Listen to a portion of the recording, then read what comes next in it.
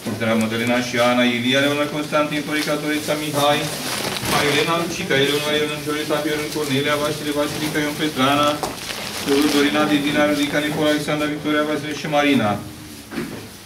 Luciane, Eduard, Ionuț, Lenuța, Valerica, Daniela, Gilda, Monica, Georgita, Dumitra, Ioana, Floarea, Marieta, Salvatora, Emilia, Ștefania, Ramona, Vasilica, Viorica, Constantina, Virginia, Ionica, Victoria, Simina, Dorina, Cristina, Claudia, Daniela, Elena, Andrei, Cristian, Necluna, Laura, Maria, și toată casa lor și pe toți dremătorii creștini, care pomenim în rugăciunile noastre și inimile noastre, pe fiecare pe numele Său, și pentru ca să le iertelor toată greșeala, cea de voie și cea fără de voie.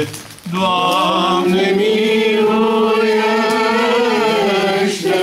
Doamne, miluiește! Doamne, miluiește!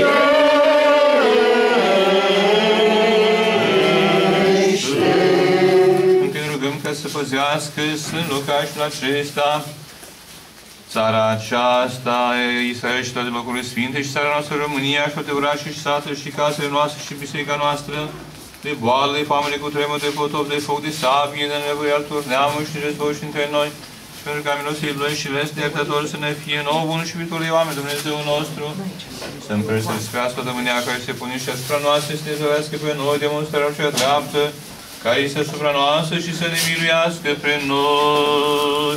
Doamne, miluiește! Doamne, miluiește! Doamne, miluiește! Auzi-ne pe noi, Dumnezeule, Mântuitorul nostru, năderea turomașul, pământul și aciul, să fie mari departe, și milosiv fi noi față de păcatele noastre și ne miluiește pe noi, că milosiv și iubitorii oameni, Dumnezeu și țin stavă înălțăm Tatălui și Fiului și Sfântului Duh, acum și pururea și în vecii vecilor. Amin. Slavă ție, Hristoase, Dumnezeule, nădejdea noastră, slavă ție. Slavă Tatălui și Fiului și Sfântului Duh, și acum și pururea și în vecii vecilor. Amin. Doamne miluiește, Doamne miluiește, Doamne miluiește, prea cucernice Părinte, binecuvintează.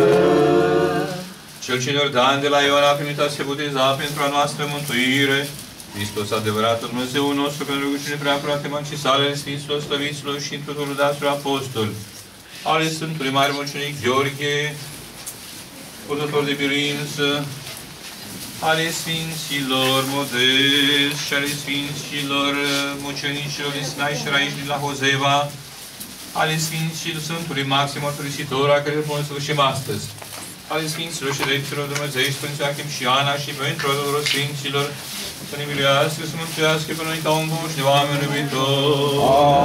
Amin. Pentru rugăciunile Sfinților Părinților noștri, Doamne Iisuse Hristoase, Dumnezeul nostru, miluiește-ne și mântuiește pre noi. Amin. Vreau să vă spun, la modul cel mai simplu și mai adevărat și de ținut minte, că ori de câte ori vom avea necazuri, o durere, o problemă urgentă, ferească Dumnezeu, un accident, o cădere, o mare nevoie, și dacă strigăm atunci, Sfinte Mare Mucenice Gheorghe, ajută-mă! Sfântul imediat vine în ajutor.